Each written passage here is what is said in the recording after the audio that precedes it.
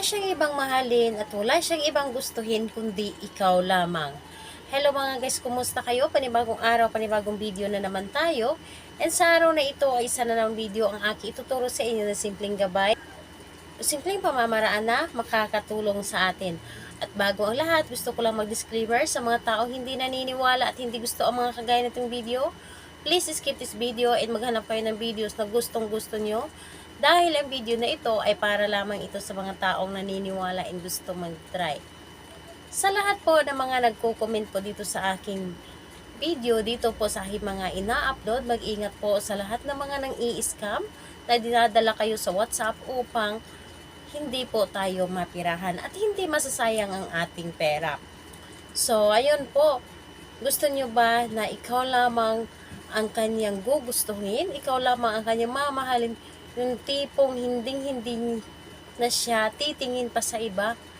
Yung sa tingin niya na ikaw lamang ay sapat na para bang kayo na lang yung dalawa, kayo na lang dalawa ng tao dito sa mundo. So ito po ang pinaka ganda na aking ituturo sa inyo ngayon upang magiging maganda ang takbo ng inyong relasyon, magiging matibay. Kaya naman ituturo ko sa inyo, ito ay pwedeng gawin sa parehas ang kasarian, babae ito babae and lalaki ito lalaki. Syempre sa babae at lalaki na mag-partner. And ayun po, pwede itong gawin kahit na kayo po ay magkalayo sa isa't isa at magkalapit. At syempre kailangan natin dito ng materyales. Ang kailangan lamang natin dito is napkin or di kaya panty liner. So ayun po, babae at lalaki pwedeng gumawa nito. So babae at lalaki pwedeng gumawa nito, napkin or panty liner. Ito po ang ating gamitin. And syempre kailangan din natin dito ng panulat. So, ayun, kapag ready na yung mga bagay na dapat natin gamitin, ang isunod po ninyo i-ready isang inyong sarili. Yes po, i-ready po ninyo ang inyong sarili na kung saan kailangan na alam mo sa inyong sarili na gustong-gusto mo itong gawin at naniniwala ka. And syempre, kailangan natin dito ang inyong focus and mag-isa ka lamang nagagawa nito.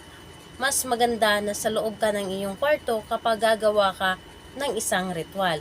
Ngayon po kapag ready ka na ay pwedeng-pwede mo na itong simulan.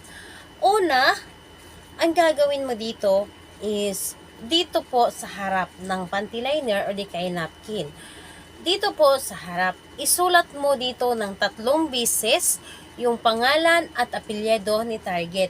Kahit anong kulay or anong klaseng panulat, pwedeng-pwede mong gamitin dito. So, isulat nyo po dito. Alam nyo ba na itong panty liner or napkin, ito po ay isa sa mabisang mga gawain natin na ritual upang pagtibayin ang ating relasyon. So, dito po isulat po ng 3 beses yung pangalan niya at apelyido. Dito po, sa gitna po dapat. Sa gitna nyo po dapat isulat. So, ayun, pangalan niya at apelyido po ay isulat ninyo. Ngayon, kapag naisulat nyo na yung kanyang pangalan at apelyido, kumuha ka ng kaunting tubig, patakan, at kumuha ka ng asin. Yes po. Ang asin ay isa ito sa mga pangontra. Halimbawa, or merong kumontra sa inyong ginawa, hindi ito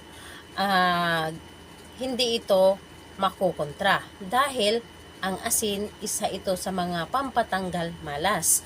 Ngayon, ilagay ninyo or lagyan ninyo ng kaunting asin at tupiin nyo lamang or i-roll nyo lamang ang panty liner.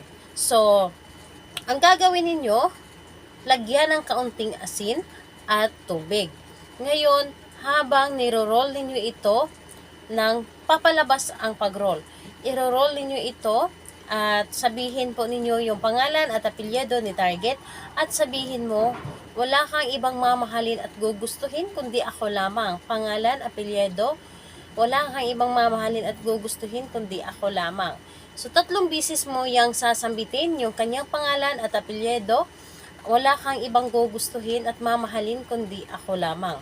Ngayon, itago ninyo ito or ilagay ninyo ito sa lalagyan kung saan ninyo pwedeng ilagay at itago ninyo ito ng 3 araw. Ngayon po, kapag kalipas ng 3 araw, kumuha or ilagay ninyo ito or ibaon po ninyo ito sa lupa. Pwedeng sa paso, basta ibaon po ito. At kung wala talagang mapagbaunan, pwede po ninyo itapon. So, ayun po, kapag nagawa nyo na ito or nabaon nyo na ito, isipin ninyo siya ng maigi at sabihin po ninyo na wala kang ibang mamahalin at gugustuhin kundi ako lamang. Siyempre, huwag ninyong kalimutan yung pangalan at apelyido ni Target. Ngayon, ang tanong, kailan ito pwedeng gawin? Gawin ito sa araw ng Tuesday and Friday dahil yun po ang pinakamalakas na araw na gagawa tayo ng mga ganitong pamahiin. So, ayun, kung may mga katanungan kayo, mag-comment lamang sa baba o pang ma-replyan ko po kayo. Bye-bye everyone. God bless us all.